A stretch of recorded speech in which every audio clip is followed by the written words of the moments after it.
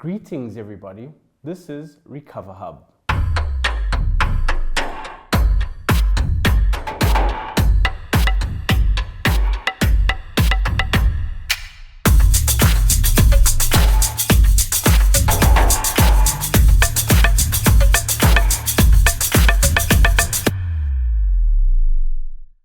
My name is Spusiso Ethan Ntuli, and I am a recovering addict.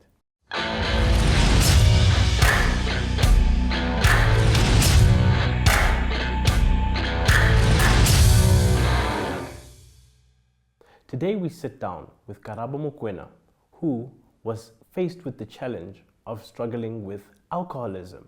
Now,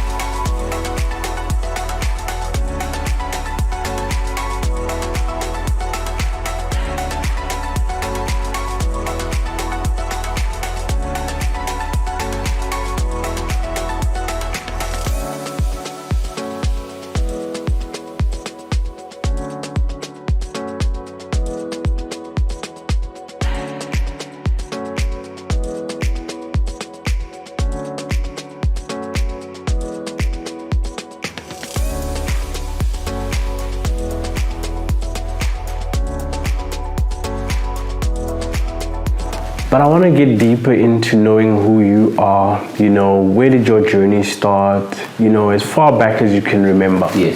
Yeah. Who is Karabo Mokoena? Karabo Mokoena, a bit of a stranger to a lot of people, but born and raised in Davidton, the East Rand. So that's Benoni.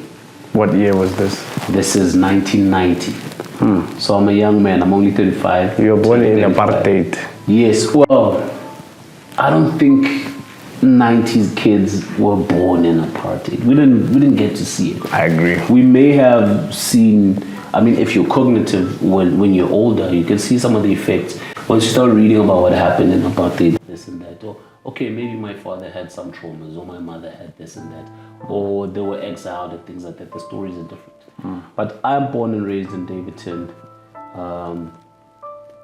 Bit of a mixed economy. I was lucky enough to be born in what we call a new house. So, what's the difference? The difference is, a new house is like the government homes where it's teachers, lawyers, the likes, professionals. But how we got there is very different. So we lived in a different part, which was more gassy. And then my parents divorced. Maybe I was 7. Hectic divorce. I have no memory of my parents being happy. That's crazy to say. But I've come to terms with it, and it's okay. That's my story. We move. So now how we get to my new house. Now my parents have split up, and my mom has the bravery, someone else would say the balls, to go and build a shack right next to a double-story house and another double-story house. Quite literally, a shack there. That was crazy. That was crazy. Being exposed to so many different people. I don't understand the inner workings of the divorce, but we had nothing. So now I'm now exposed to a different climax. So my friends have what was then DSTV, but it had those other channels like Channel O and things like that. People have phones, people have bicycles and things like that. I no longer have these things. They were the haves, you were the have-nots. So I'm the one that sort of doesn't have. I remember one of my friends used to call me. He used to call me Serafina. No, not Serafina. What's that story? Cinderella. Because you're in a community where people have helpers and there's assistance at home. But with me, it's just me and my mom. So assist with the cooking and clean. So in the morning, so how it got to being called Cinderella, it's a bit funny, but if you think about it, it's very sus. So he wakes up, gets out of bed, has breakfast, he's out of the house. I'm out of the house in about 3, 4, 5 hours. So that's like 11, 12. Because my day starts with preparing your bed, you clean up the house. And mind you, it's a shack. So there's some elements that you sort of get used to. You get used to the dust, you get used to the odd droplet of water from the from his egg. You know, because it sweats at night. It's just how it is. So you get used to things like that. You wash the dishes, you prepare yourself, because mom is out of the house, she has to go to work. So you're by yourself and you just handle yourself. And you need to do these things. And then later on in the day, I had to now get used to a coal stove. So you need to secure the coal, put it in there. And my mom was she liked her things, so she liked having her tea when she comes home. I remember fondly, she had a very loud Nissan, very loud car. I could hear it in the house, and she'd be driving in the other street. So I always knew it was like an alarm, very loud car. I knew, okay, mom's home. So quickly make sure the tea's ready. And she comes in, her tea's ready. But she did her best. And then, crazy, grade 10, I'm in a mixed school. I went to Petite High. Now I went from, because of the breakup, I had to go to a school called Kgalema Primary, where I was now exposed to Sepedi as a language. I mean, my mom's Pedi, but I didn't know how to write and read the language. That was very difficult for me. And then now from there to an Afrikaans school. Now this is the first time, grade 9, first time Afrikaans, an extremely difficult language. I think all the way till grade 12, I just a school called Hulas. And it has a bit of a history with my family. My uncles, everyone basically went there. My cousins went there. So I wanted to go and my cousins are going. But my mom, being one of the better off siblings, she was always the better off sibling. She's the oldest, she's the only one who worked. So she had I don't know, maybe she had something to prove. But she did well by me. So she takes me to a school very far from home, Petite High, Afrikaans, grade 9, first time. To this day, I don't know what is going on. Barely passed it, 29, 30%, 32. I don't think I've ever hit 40%. That's how bad I was at that language. And also I had a negativity about it. And I just never caught up. I never liked the teacher. She was Afrikaans. I think she taught it at a pace that I wasn't used to. I tried everything. Watching Heesgenoot, 70 Lan, I don't know. It didn't work. Everything. It didn't work. And to this day, I really can't. I can't. But I was exposed to rugby. I was exposed to boxing. I was exposed to all sorts of other things that you don't get at a black school, like a fully black school. And that worked out for me. That was great. So grade 10, now we move forward. And in grade 10, I get a call from my friend. My friend Wanda calls me. It's break time. He says, the roof at your house is gone. What do you mean? Jeez. What does that even mean? The roof is gone. Done. And your mom's at work at this time? This is the one we live together. What are you talking about? No, the roof is gone. So I don't believe it. And this guy is crazy. Then a call comes in at school saying that I need to get home. Now I'm home. I get home. I take a taxi home. And apparently there was a freak Wind, tornado, I don't know. The roof is off. And because God is so amazing, it rains that night. Now everyone from church is at my house like it's a crime scene. There's tents being put up and it's raining, heavy rain. Nighttime, no lights, it's water all over the place. A tent gets put up Now it's a situation. My mom, again, superhero, finds money somewhere, decides, so let me just track back a little bit. So the yard that she bought, actually she got it from my uncle apparently. It was a double stand. So our yard was the biggest in the neighborhood, but it's a shack. So the side, the piece on the side, she decides she's going to build a foundation. This was built in a week like that. I don't know where the money came from. In a week, there's a small foundation. What should be a double garage becomes a 2-room. Very quickly. Now we have a 2-room. I'm sleeping in the garage because it literally had garage doors. The coldest room you could imagine.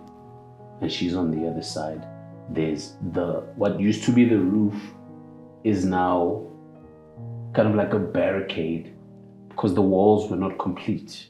This is crazy, right? Can you imagine? I can imagine that, and the different transitions that you're explaining from childhood, and also without any presence of a father figure. Yes, because their breakup, just going back to the breakup, that was bad. Almost movie. They used to fight. Physically. Yes. Pots being thrown out of the door. I don't know what they're arguing about, but they're fighting. So just before we continue, it's kind of looking like your mom was just also on a mission to also stand on her own. And she was trying to also understand that she had you to take care of. Did you have any siblings, or was it just the two of you? So I have an older sister. But now that I'm older, I understand the story. My sister fell pregnant when she was 16. And how old were you at the time? Wow, she's 14 years older than me. Okay. So I'm 2. Okay. I'm very young. Right. I knew my sister as, she was so amazing. I didn't know much about her. I knew she sang at church. I knew she wanted to be an actor. And she was in Serafina. So Serafina, the production started in Davidton. She was in I remember her just singing the Serafina songs day in and day out. She was friends with Lebo Matosa. Some people don't know this. So Lebo Matosa grew up in the East Rand in a township called Escoti, or a section called Escoti. So they were friends. They used to sing together.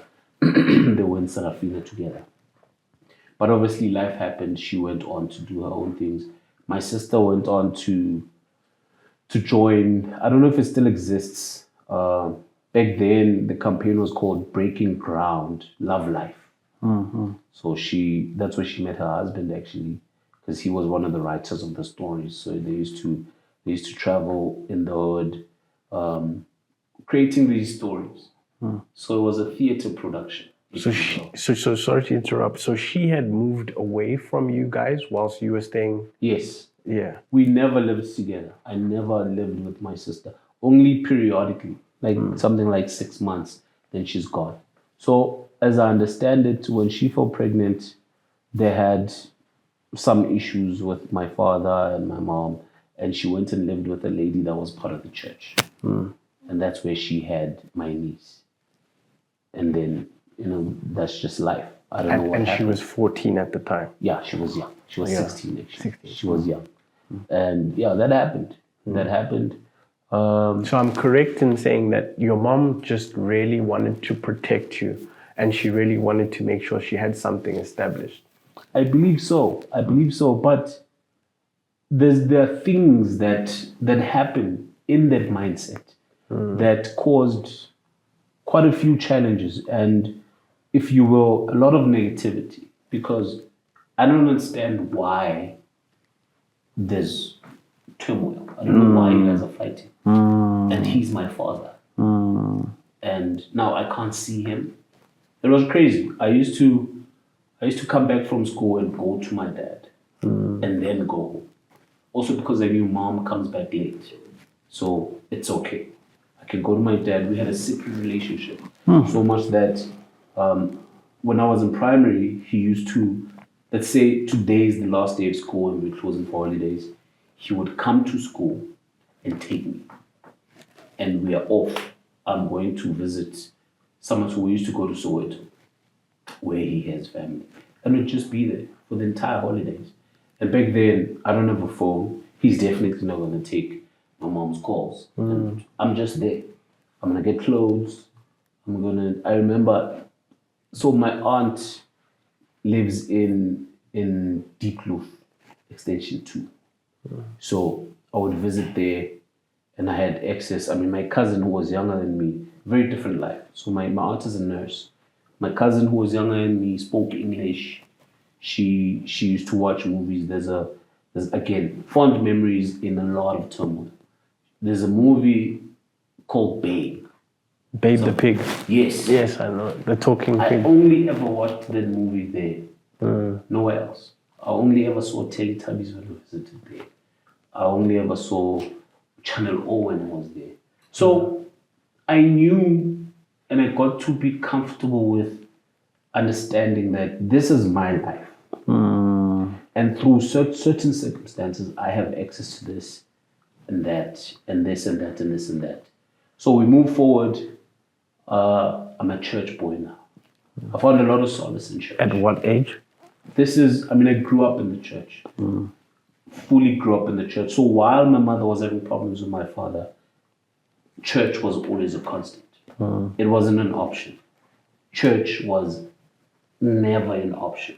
My mother was she did a lot in church. I know that she handled the finances at some time. She actually studied theology as well. So she had vested interest. She got married in that church, as I've seen from their pictures, because they got married before I was born. So she got married there. She had a community, she had a family, she had a home. My sister also still went to the church, even though she wasn't living with us. So this clearly shows, there's cracks, but it's church, and we try to maybe not hide, but we try to work around whatever's happening in our lives, and then when we go to church, everything is fine. And that's a problem that I have with people in general. The ability to talk about your challenges and your problems, it's a difficult one to acquire. So I'm going to move to a different sort of section of my life. I say section because my life was in pockets. I had the church life. In church, I was in the choir, I was in the praise and worship team because I used to sing and I was good at it. And I joined the band. So the individuals, the members of the band taught me how to play instruments. I bought my first guitar, and from there I started playing the saxophone, started playing the piano, I was singing, I learned how to produce. The production side allowed me to sort of have a different pocket of my life. So I have my friends, the ones that I now have met when I moved to Emmanuel House Extension 2 Davidton, Garden Village. And they have access to computers and things like that. So I'm learning from them the production side of things. We're making hip hop music, we're making house music. At one of my friends' house, backyard, his parents bought him everything. So you see, the disparity is real. So we have a system, an entire system, and fueled by passion, we come together, we're making music. That's my other life. That's now your outlet. That is Yes. now your platform of expression. Yes. So I'm in church, I'm preaching because you really get into the feel of things. And you'll aspire to speak a particular way. And the more comfortable you get, and depending on how passionate you are, you start to see yourself as, hey, this is me. And I'm going to preach, I'm going to pray, and you do all these things. But which one is your identity? The church boy or hip hop? It's both. It's both for me because it's my story. But for many people, there are versions of me that they have never been privy to. For instance, my friends called me Jack. And this is a name that I'm not even sure how it came about. I think maybe it's because I was doing everything. And then, Jack. And there's remixes, Jack Maba, so Jack of all trades, Jack what? Jack. And that stuck with me. And then at home, I'm Karabo. And so these are two different people. fully.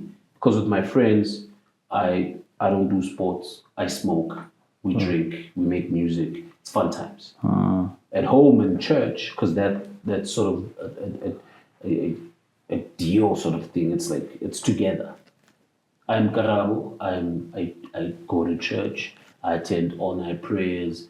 I'm a preacher in training.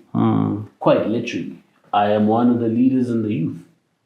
So it was a that double life- life. So you said something there which I'm not sure our audience was able to comprehend exactly. You said from one side you were going to church, you're practically a preacher in training, and then on the other side, you smoked with your friends, and we know hip hop is connotated to mean, you were a law unto yourself. When did that behavior start, and what would you call that section of your life? I can't attest to when it started because I think it grows gradually. You learn a confidence about it, just like with anything else in life. You start with cigarettes, and not that you're a smoker, but you just, oh, okay, so there's cigarettes. Oh, let's smoke. First time I had a cigarette, didn't like it at all.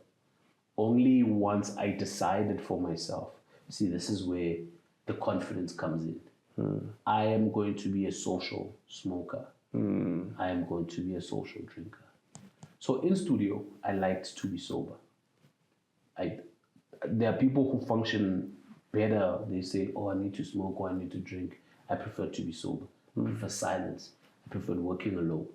So if I'm making beats, if I'm recording a song, I want to do it alone. So that was a sober space for me. But outside, with everyone else, now we're smoking. Now you're starting with weed and all sorts of other things. But I never went way over because, again, my moral compass, you can say my foundation, it had a lot of morality in it. It had a lot of, you don't do this because you're a child of God. You don't do this because you have a standards to uphold. So you had a particular threshold that you were like, this is a Yes. boundary I cannot cross. Yes, I knew, maybe subconsciously, but I knew that if I go too much, I won't be able to. So back to the double lifing. I used to sleep at church, not because at home I couldn't, but it made more sense to me, and I really enjoyed it. I enjoyed the amount of time we had to learn songs, to really digest them and say, okay, oh, so this solo does this. We were very exposed to American music, so American gospel and jazz, and we would practice a lot. And I really enjoyed it. We'd read the word, we'd watch concerts, we'd watch a lot of international ministers. So we were filling ourselves with a lot, right? And to maintain my double life, my aunt lived maybe a 5-minute walk from church, but I lived much further. So I would say to my friends, I'm going to my aunt for whatever reason, to say hi or what, it doesn't matter. But because we live this life together, I'm not questioned. So I will walk to my aunt, just say hi, whatever, see my cousin, and me and my cousin walk down the road to a local pub. I used to DJ there. So you see how my life changes. And me being there, this is like a 20-minute distance from church where I will go back and sleep. But that life is separate from this. So the reason why I said maybe I had... And it was hidden. It was hidden. Very much hidden. So, deliberately. So where I lived, they knew me as the guy who always had a guitar. I always had my guitar with me. Every day, everywhere. I have my guitar. At school, no one has ever seen me with a single instrument. At school, I'm just a guy. I'm part of a group that is popular for bringing alcohol into the school. So every Tuesday and Thursday, we come in with a bottle of something. It's our thing. I don't know how it started, but it's our thing. That's what we do. No one knows that I'm actually a choir boy, preacher boy. No one knows I'm a DJ. No one knows these things. Until this one time, I remember, so now I'm in a gospel group, and our pastor created this gospel group because he felt that we're really good. And he wanted to finance us and do stuff and performances and things like that.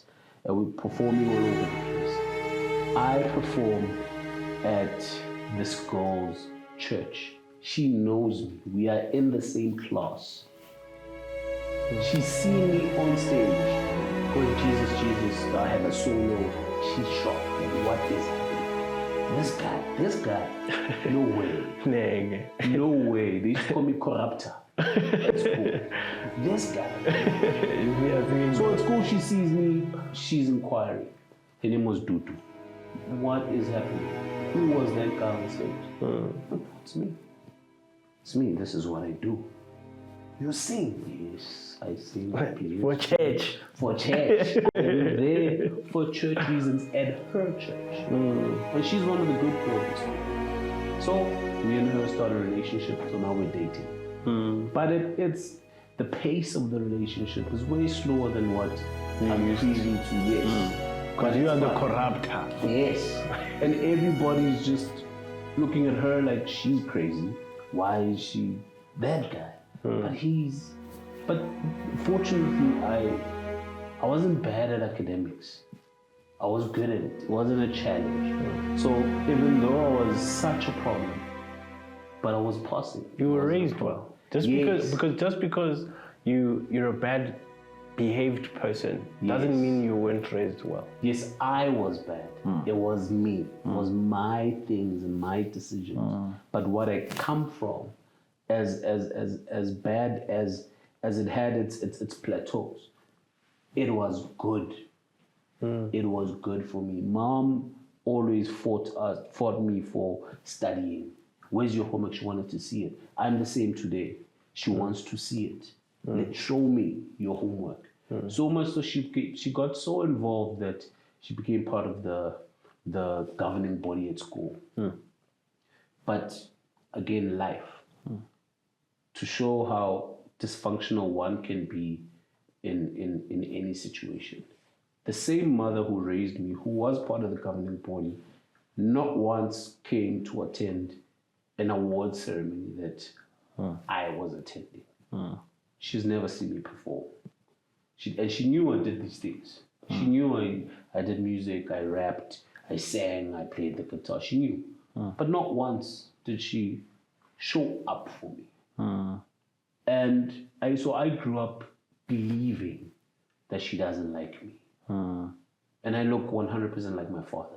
So I grew up with this thing, and it stayed with me for years and years and years and years. So you would call that probably the birth of your void? Maybe because it influenced a lot of things. Or would the void have been when you were younger and the absence of your father might have struck? Yes. And then that perpetuated the void to grow? Yes. I'll tell you why I can agree with that, because when you see affection, my mother wasn't very affectionate at all. My father was very affectionate. My mother not at all. She's more harsh. Maybe life is harder. She's the firstborn. Maybe I don't know. But she wasn't affectionate at all. And I learned to mimic her. But I would see affectionate parents all the time. So we're going to fast forward. I'm older. I'm at UJ.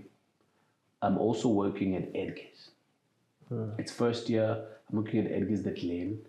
I'm a supervisor I worked for Busby in Edgar's. So they called it store in store. I'm supervising. You are old, chief. Yeah. So I got promoted in a week. I was hired for Aldo shoes. And then in 1 week, I was promoted to handle Steve Madden and Aldo. Okay, cool. And then now I had a friend of mine, Sfiso Mkonza from Pimville, Zone 7. It's nearing festive season. Apparently there's a strike. Taxis are not striking, blah, blah, blah. We all decided we're not going to work because there's a strike somewhere. There's a strike. Why aren't we at work? There's a strike. You know how... All of us. Yes, we all come together. So we decide we're going to go to Sfiso's house. We're going to spend some days before Christmas Day, I didn't leave. I stayed.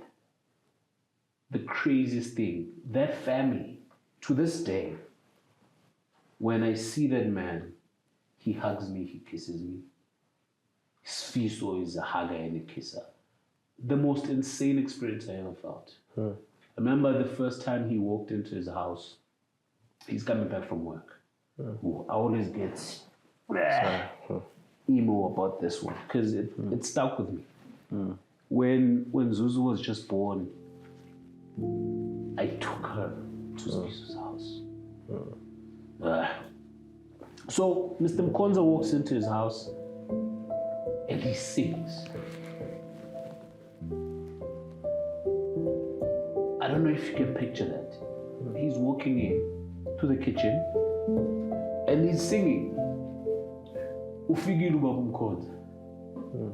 And his wife comes and sings. Welcome, Baba Mkonza. And his Fiso and his brother and his sisters are singing. The craziest thing I've ever seen. Shock. I don't know this. And I stayed. I didn't go home. The affection you felt. Yeah. The love you felt. I stayed there. Stayed there for like a week. So, let's say 23, 4, 5. So 5 is Christmas. 6, 7. I stayed for a week with that family. Because what I saw, You didn't know.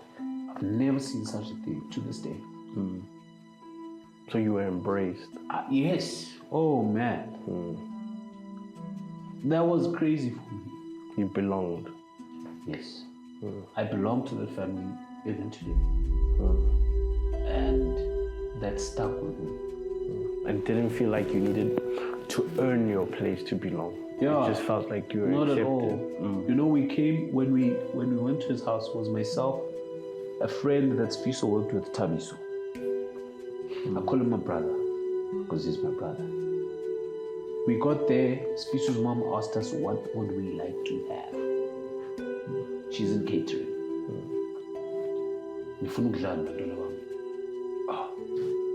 Okay. What's going on here? Fiso's like, no, this is mom. What do you guys want? And she made us what we want. And we were part of the family.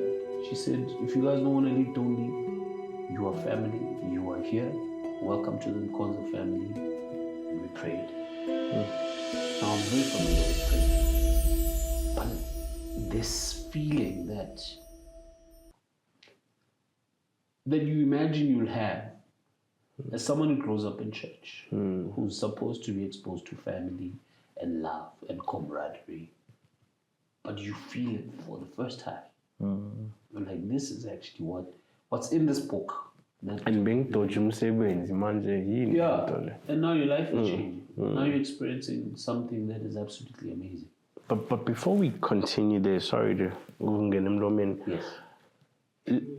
Quickly, go and have a bowl. So just. Ooh. Don't worry, just want some water. Uh, So, I'm super keen to understand your journey through the substance abuse. And when did you realize that this is actually bad and I shouldn't be doing this? Substance abuse. That's a tricky one. I think the realization doesn't come until things are really bad. I don't think anyone really sees alcohol as a problem. For me, that's the vice. Alcohol. You don't see it as a problem. We used to joke about being high-functioning alcoholics. So you realize that you're an alcoholic. And there are things that say you're an alcoholic. You miss work. You wake up late.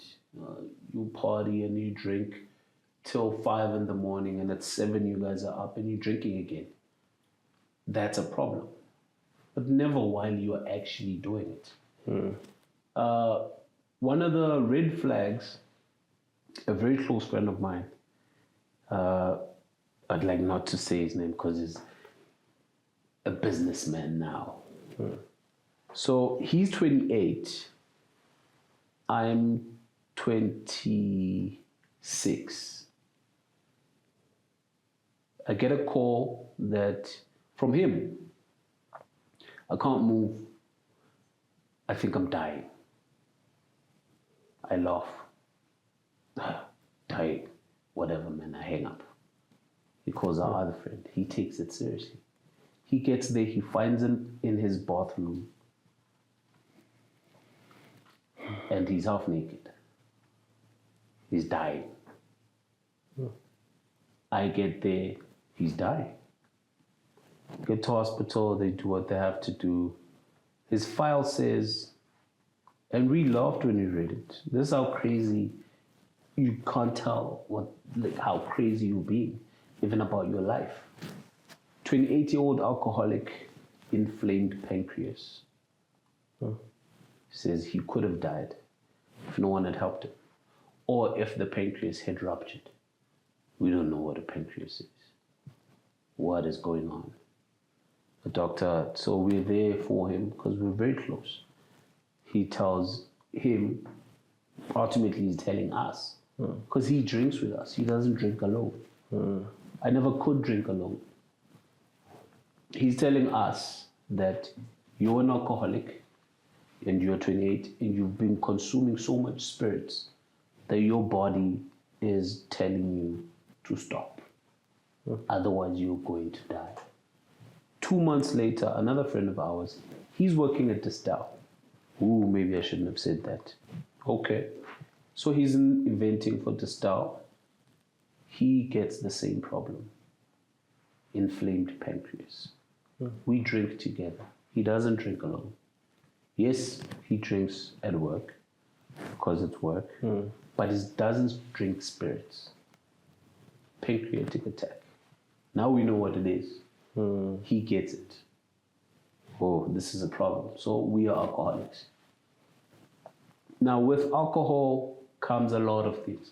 It's the partying, it's the women, it's the life. We're 20-something-year-olds, we're having a good time. You have money now. Yes. My real addiction came with women and strip clubs. Now that Would sex be safe to say, or was it just... definitely. I mean, it's not like we were sitting around and counting things. We were busy. You were counting the poles and the lights. Yeah. My first time going to a strip club, I'm at Edgar's. I went on leave. I come back. There's a guy. His name is Raymond. Super guy. He's from the East Rand. So he's the only one who's also from the East Rand. So it's just me and him. He lives in Hillbrow. I live in Auckland Park. He says, I'm going to take you to Hillbrow. So we bond over being from the East Rand.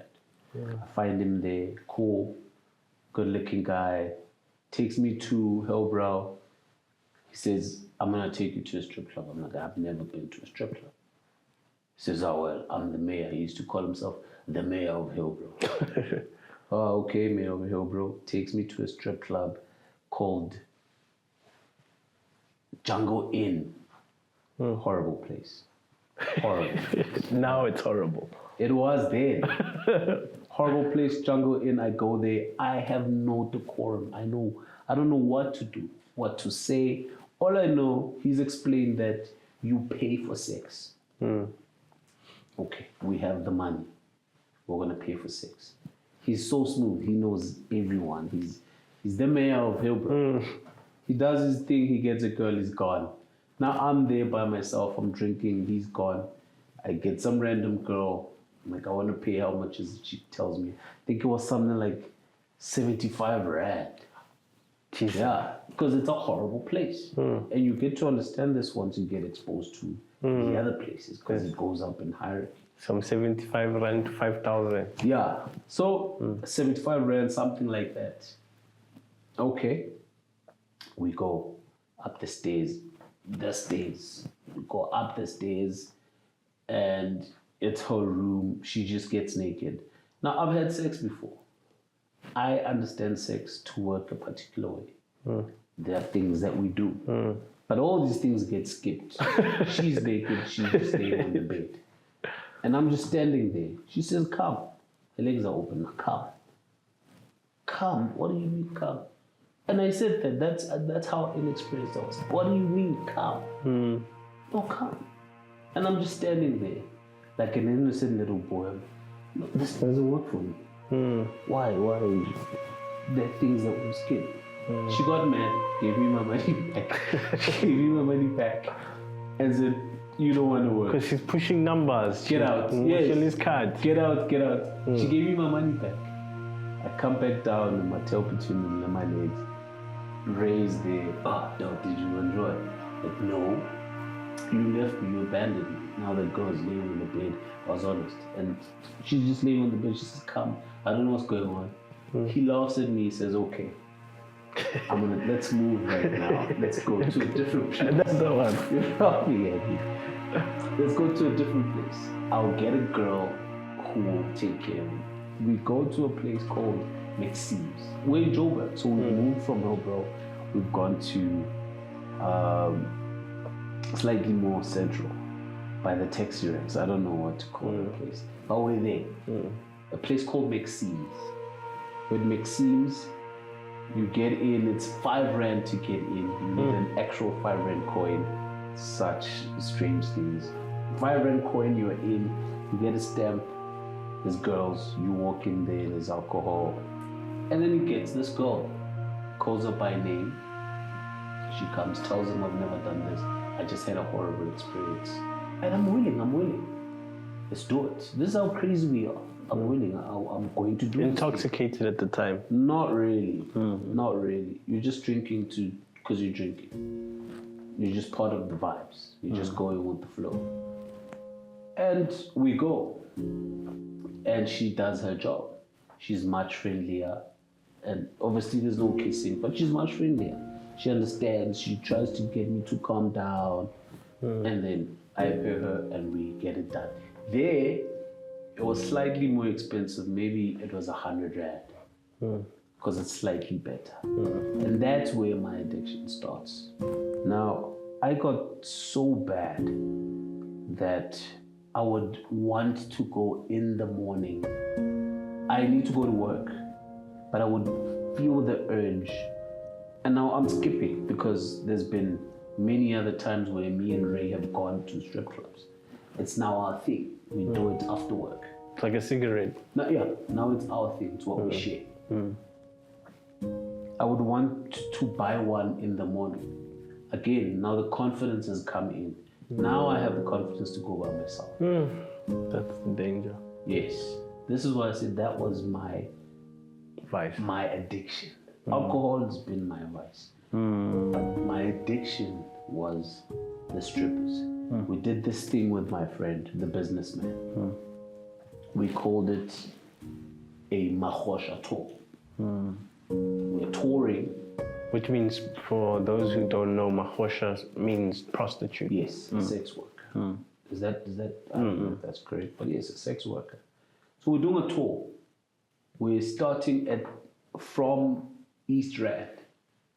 We hit Benoni, a place called Rex. We hit Springs, Stardust. This is one night. Stardust. We hit Joburg. We do Jungle Inn, Maxime's. So you went back to Jungle Inn? Yes. Because the addiction doesn't care. I'm a star now. I know what to do. Yes. I maneuver very well. We do, what's that other one? A popular one. Summit Club. Summit, We go to Summit Club. We do Cheeky Tiger. And then Royal. We ended off at Royal. At least you never hit Diplomats. No, I've been inside of Diplomats. I remember I was coming back from work, just got off a taxi, and I've always heard of it. But finally, I asked Ray, of course, the mayor, and he said, no, Diplomats is here. And I see it. There's no tour without Diplomats, man. I went into Diplomats. I was now accustomed to Royal and Summit. So Diplomat was a bit too grungy for me. Yeah, It looked weird. it's raw there. It's too low. The men, they Yeah, I know. look like they're coming from sweating. They From want the to share mine, it's with for the them. mine workers. Yes, I want to share with those guys.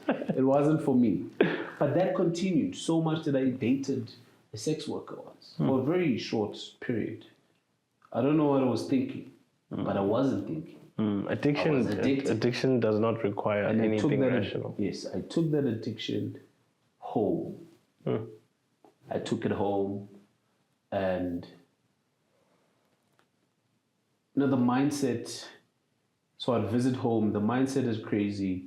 You are worshipped for the number of girls that you can bed. So I was a star. I can do it. I can rock 5 girls in a week, one after the other. I'm rocking. This one comes in, Yeah. you replace. And again, remember, my mom is gone all day. I live in Joburg. I can either take her to Joburg or come home with her. And now the situation at home has changed. Just to complete that. So we worked our butts off. My sister, myself, and my mom to complete that house. Took maybe 2-3 years to complete it. In stages, of course. Now it's a full house. It's a nice big house.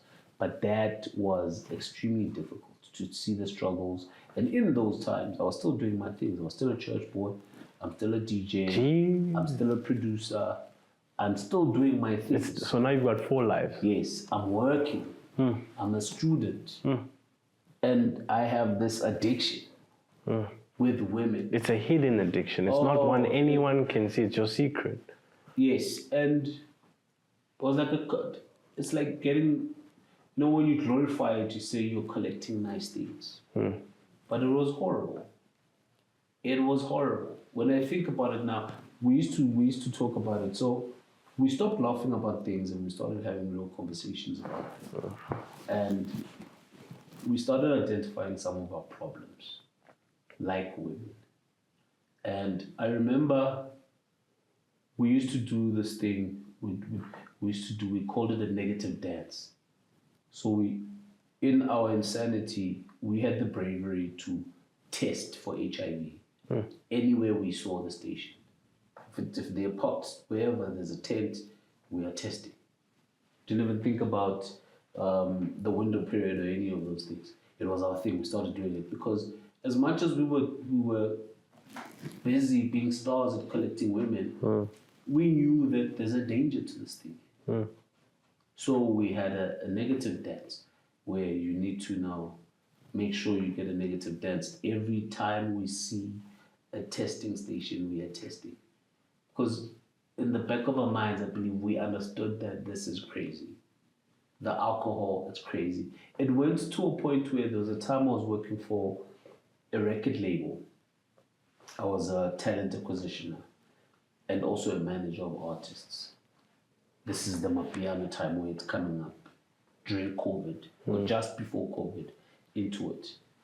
I used to work so late that I would come home at 5 in the morning, and one of my friends who is now a drug addict, he once offered me and my friend drugs. And this is what he said. He said, but you guys, there's no way you're not smoking. I'm like, what do you mean? So we come from work, we're parked outside my house. The boot is open, we're playing music, we're drinking. It's like 4 in the morning. And we're just standing at the gate. It was our thing. We used to do that all the time. Whether we're coming back from a party or whatever, we've got girls, it doesn't matter. We will park at the gate because we don't want to be bothersome. So we're just going to park at the gate, play music, and continue to drink. He's walking past from wherever he's coming from. And we're no longer friends, but we were extremely close in high school. But this is Davidson. Yes. But our smoking for him turned into other things. He started going into crystal and all these other things that I was quite literally afraid of trying. I wasn't going to do those things. But he went on and did them. So our relationship struggled, but we're still friends. he offered us what I understand to be dash. I don't know what dash is, but Ketamine. ketamine. Okay, I still don't know what it is. I've seen guys take it, right? I had seen people take it, but I never knew what it was, and I never had interest. So because we are such night owls that enjoy the nightlife, he's offering it to us, and with conviction says, "I have the stuff." What stuff? No, the stuff that we take. We don't take anything. What are you talking about? Shows it. This stuff. No. We're just high on life. No, there's no way you guys are doing these things. You're always out. You're always drinking. You've got girls, you've got things. And you're always here at night drinking, playing music, talking and very loudly. But we're not on anything. And that was, like okay, we might not be addicted to what people consider to be hard drugs, but there's a problem here. This lifestyle. The lifestyle is a problem. And because of that lifestyle, a lot of things happened that could have been avoided. A lot of things that could have been avoided happened. So now we move to the same friend of mine. The more I come home, the more interactions I have with him, I see how much of a different person he is. I remember... He's deteriorating. Yes, he's deteriorating. Remember, my neighborhood is full of double-story houses. Mine now it's a normal house, but there's still double-story houses. And there's people that are doing drugs all over me, live in this community. Some of them are dropping out of school. Some there's a perception where it's as though they're waiting for their parents to die, and then they can take over the Mercedes. Now there's the house and that's horrible. So I tried to have conversations with my friend, just to almost understand what happened, because this is a person who went from being so privileged that he could have holidays internationally. He was okay. He's a cool guy. He's not dumb. He's smart. He speaks well. When he's sober, he's okay. But now he's fallen off of being who he is so much that he's been reduced to someone who picks up bottles of alcohol while we're drinking. Because he no longer qualifies to sit with us and drink. Yeah, so we para. And that's a sadness because he's not younger than us. He's not older than this. Someone we grew up with. But you're being now reduced to a beggar almost. Because if you don't pick up the bottles, you won't get anything. So when we come by, you want to wash the cars.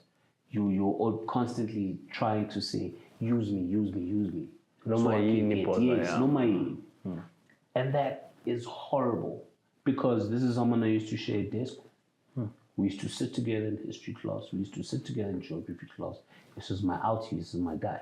So taking it back to where you say this is where you started to identify that the lifestyle that you're living is not necessarily the one. How did your road to recovery start? My road to recovery was very personal. So because of my addiction with sex and women, I impregnated someone that I just met. I meet her on the 16th of December. I'm hosting a braai, because hosting parties and things was my thing. I'm hosting a braai, and I just meet her.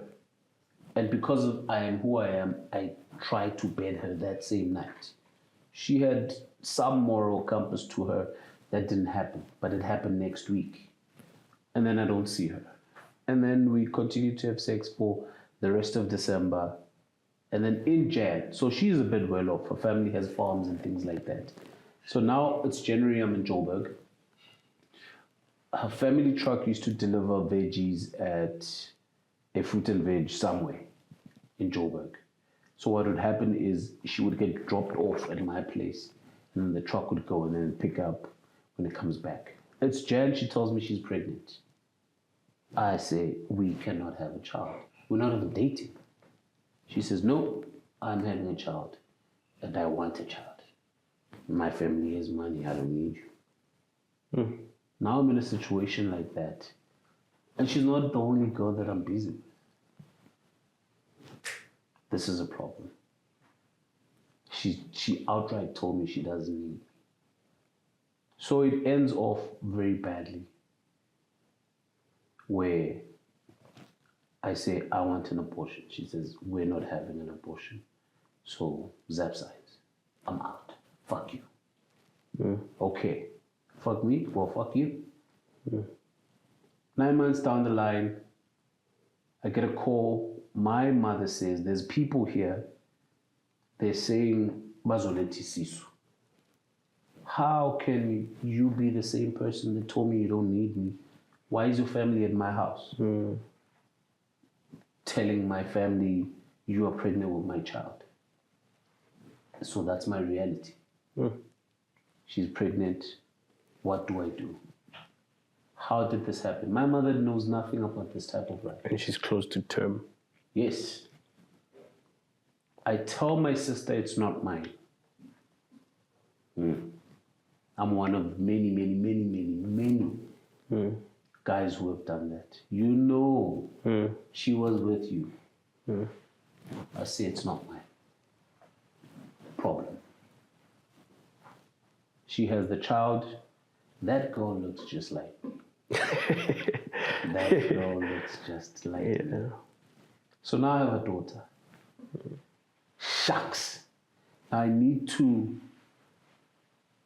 come into the reality of what my actions have created. Now I need to be real. I can no longer say she's not mine. Here's a living, breathing person that looks just like us. So you have a child. So you're not who you say you are. Now I'm being questioned. Who are you? Bro, who are you? So the life starts to get revealed. The life now, I called them bombs then. Because we would talk, with my friends, we started having we were very honest to each other. So we could always back each other up. I need to know what you're doing, bro. You can't keep things from me. Because I am with you. So my friends know exactly what my life has been like. They know the people that I've been with. Some they don't. But they know what's going on. Now we say, you need to plant your bomb and make it explode. Because if someone else finds it, it's a problem.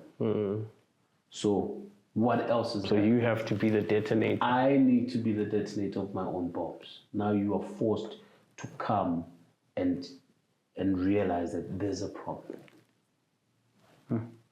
I do this by myself and I become the catalyst because now everyone else starts realizing there's a problem here. So much so that all these many girls, we start removing. We even did an exercise where we each created lists of the women that you think you've been with or without a condom. I had never used a condom in my life. My list went up. It went up to the 60s. It went up. And we were arguing to say, no, you can't be just at 60, there must be more. And then because we are always together, now we turn into each other's witnesses to say, you didn't mention this girl. Remember this. Remember, and it was an exercise, but it helped us see the problem. The problem was alcohol. The problem was how addicted we are to women. Now you come into the conversation, how many strippers have you had sex with without a condom? That's crazy. How do you do that? How do you convince yourself to do that? You know she's a sex worker, but you've had unprotected sex with her. Now we go to, do we have HIV? Which one of us has it? We need to find out. Let's do real tests. Let's do a proper test, proper Blood test, not 10 tests. Not the pin one. Let's do bloods.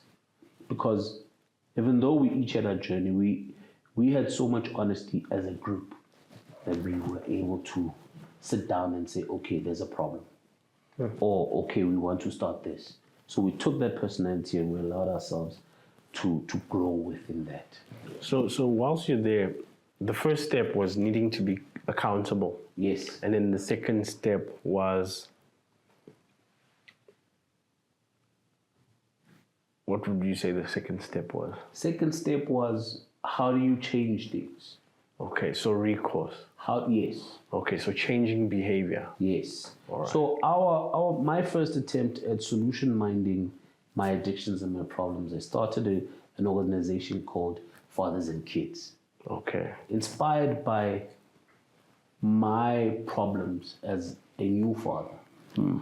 I am forced to father a daughter with a woman that I never had a relationship with. Her family doesn't understand how she could even allow herself to do that. And when they have real conversations with me to say, marry our child, I'm like, but we're not in love. I don't love her. We didn't date. We started having sex in December. In January, she's pregnant. So it can't happen. Or it's not happening. Okay. So Fathers and Kids, I wanted to help myself. I wanted to create a space where I could work on the relationship with my daughter and get access, not just be a financier, not just come once a day, once a week, just to see her and say hello, and then you're out. But I wanted to work it because at the back of my mind, I didn't want her to grow up like I did. I didn't want to have a broken family because I saw what it does. I grew up that way. I didn't want that. And Fathers and Kids was that for me. It was a vehicle to help with this. It grew to helping men that were in prison. We assisted them with fixing relationships with their children. We would negotiate. So we created these activities. We negotiated with places like the Soweto Towers and a bunch of nature sort of reserve type places where I would say, for men and men only, you can book this where you can come with your children, have a great time for the day or for the weekend or whatever. And if you need assistance from a professional, you can get that assistance. If you need someone to be a mediator between your ex or whatever, they can do this. One of the most special moments was when a guy who was in prison who had killed his girlfriend had a son. The son had never met his father. He's in prison. He wanted to meet his son. How do we do that? But we understood to an extent what's going on. And then, yes, it grew, the organization grew, but as we grew as partners and friends, our lives went separate ways. So now it's over. Time goes, and my cousin is a druggie. This is a guy who studied geology. I don't know what happened, but there's no normal conversation you can have with him. It turns into some sign language gunslinging nonsense where he's telling you about things. You know, the prisoner language, buildings and whatever. And like, dude, what's your problem? You come from varsity. Don't tell me about the nombolo, what. Stop. It's like, this thing. Stop. That's not you. But that's who he is. And it hurt me to the core. I can no longer reach this guy. He's only 1 year older than me. We grew up together. But between him starting drugs, I don't even know when, being in varsity, and now he's some guy who thinks he can threaten me. One, he can't because I grew up a boxer, so he knows he can't. But it's like, what's going on? You were okay. He had a house. He burnt down his house. How do you do that? But it's crazy. And you're looking at ways to help. How do I help? So I thought, I want to help. That's when, with 16 plus, I started my sports rehabilitation program, where now I live in Soweto. I'm doing this on my own. There's no other influence outside of me. No group, no friends, nothing. It's me. I want to help. So I thought, I don't want something that will feel superficial, where I don't have control of it. Where if a social worker needs to come in, I don't have control of that. Because then it needs to almost belong to them. They need to control it. But if I can create a space where we bring in people who can help, while I'm also doing what I know. That's how we landed on sports rehabilitation, where individuals that come from rehab, and if they're interested, we get them from the local guys. There's a social worker that lives in the next street, Khanya. He's been an awesome help. He actually helped me register 16 plus. He coached me through it and said, this is what, since this is what you're passionate in, and I see you do it, let's add, but you need the accreditation, you need to do it right. Let's write the programs, this is how we can do it. He's the only person who assisted.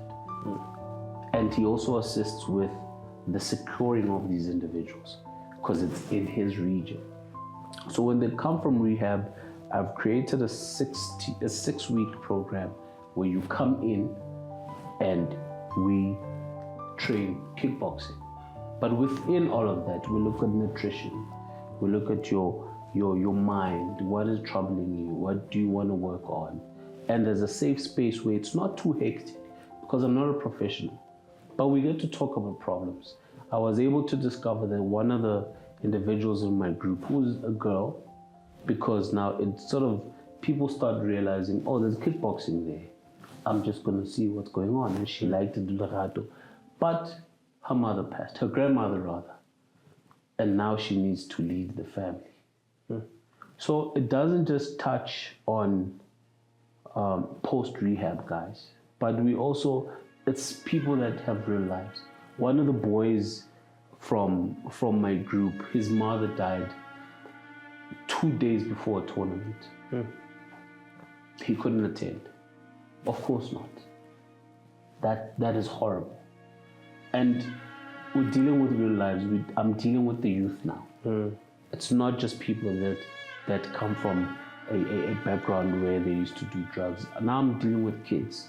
I'm dealing with guys my age. People who just want to have a safe space to do something. People who think kickboxing is cool. And there's no place to do stuff like this in the township. Yes, yes. And kickboxing is growing way more popular. I used to be a boxer. I could easily teach boxing. But I thought kickboxing works out slightly more because of its popularity. And that's what I'm doing. That's how I'm looking to push. So I've gone a step further. I've developed the character. I call him Brave Buddy. He's part of 16 plus. I want to start doing road shows where I talk. So he's an anti-drug mascot that I've created. Brave Buddy talks about morality. Don't smoke, don't drink. I'm on the process of writing the songs, making them work. I've written 2 anti-drug books. So how to identify when your child is maybe trying to experiment. For early detection, yes. Controlled exposure. Yes. Oh, I like that. Controlled exposure. And how do you sort of identify those things? And what do you work on? And it's not just drugs. Addiction comes in many forms. And one addiction can influence the next one. Power. So what do we look at? We look at social media. We look at screen time. Gaming. Gambling. Friends. What is your child? Because when you have a child, you can tell when your child they like people, or they like dancing, or they like fidgeting with things, or you can tell this is where the personality is at. And as parents, we need to do that. You need to be able to identify these things, because that helps. It helps with their future. It helps with school. It helps with, you can sort of direct their future to say... Channeling. Yes, you can channel it and say, I can tell that reading isn't really your thing, right? So how do I channel you towards more what you are good at, naturally good at? You see, so I myself, I know I can speak, I know I can talk, I know I can be loud, but my personality is very quiet. I'm a very quiet person. I prefer silence, but I can switch it on, maybe from experience and things like that. But I believe so. Me and my wife, we have little therapy sessions where we talk about ourselves. So we've come to realize that there's a chance that because of my experiences, I robbed myself of my true personality. Because how is it that I'm such a loner, but everything that I'm good at has nothing to do with being alone. Wow. I'm good at music. I'm amazing on stage.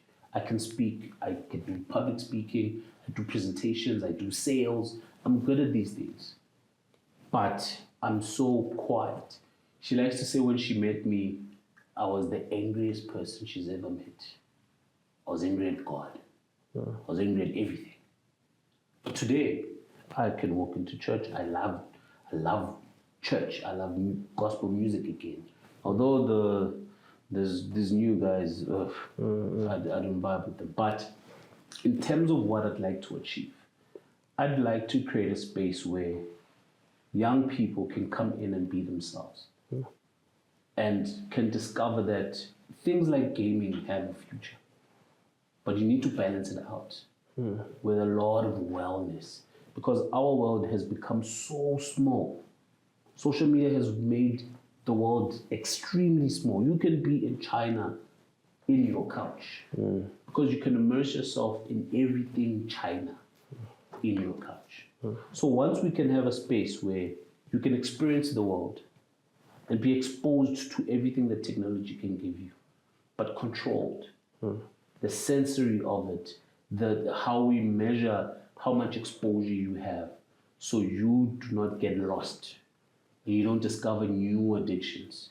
Because I believe there's new things that people can be addicted to now.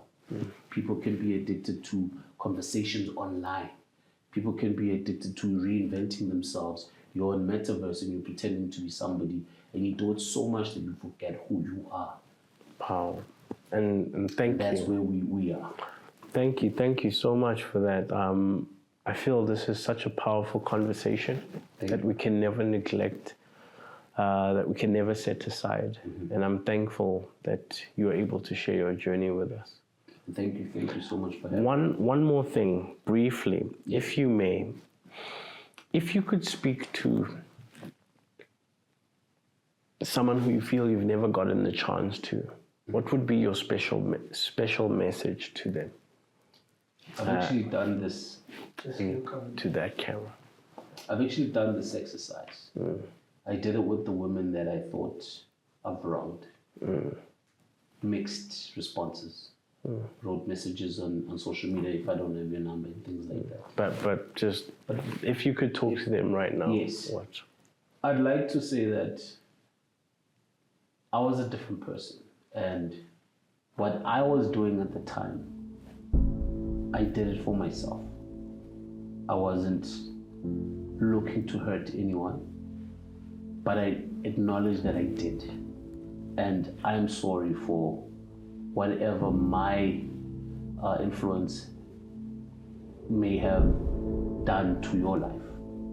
And today, I would like to invite you even still to come and say, this is what you've done to me, this is how it's affected me. And if possible, we can talk about it and together look for a way to help you and help myself, so that my sons, my children, my daughters can see that there's a better way of doing things. It's better to protect than to outright just look for exploring and then say, I just want to live my life, you don't understand me and whatever.